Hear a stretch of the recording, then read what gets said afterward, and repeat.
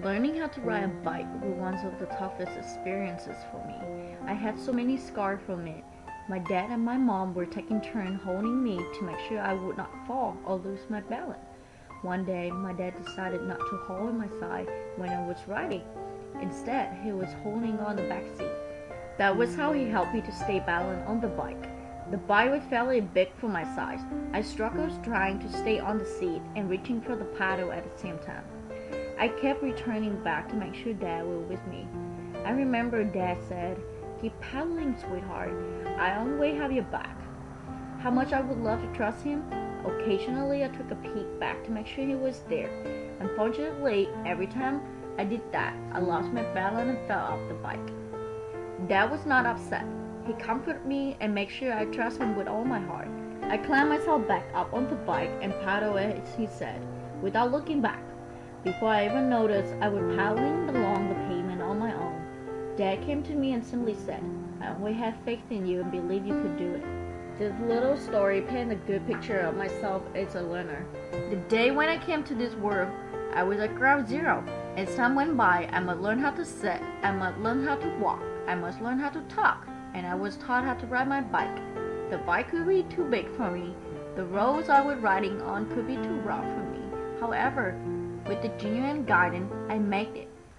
There's only a time when every one of us feel hopeless. We then come to seek for help through prayer. I was one of those. No matter what kind of burden I came upon in the past, I always prayed to Him.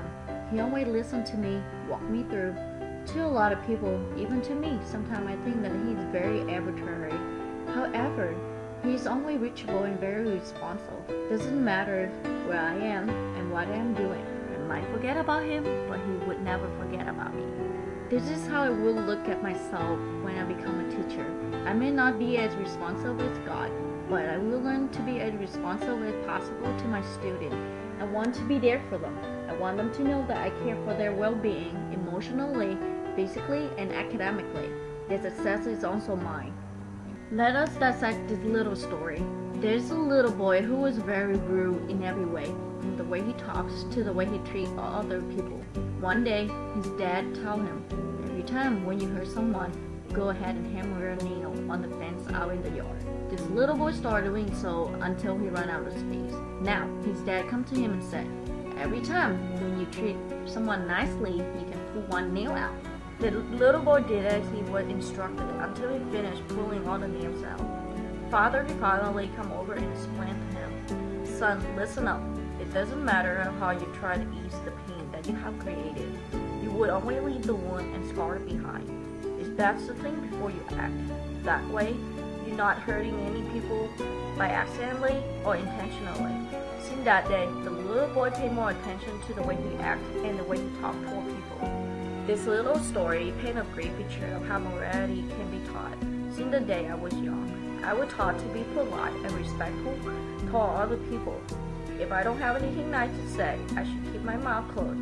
I must show appreciation to those who help me out. When I hurt other people, I should accept my fault and apologize. These little stepping stones are essential foundation to morality. Finally, anyone could become a teacher. However, God appoints only some special one to be the effective educator. A teacher is not just the one who teaches what's in the book, what's in the curriculum. Is it the task to teach the student how to socially interact with their classmates, teach them the lesson of morality, and most of all, teach them to be an active learner? I know I cannot do all of these tasks on my own. However, deep inside, I know that God is guiding me to do my best for my students and myself. And that is what I am.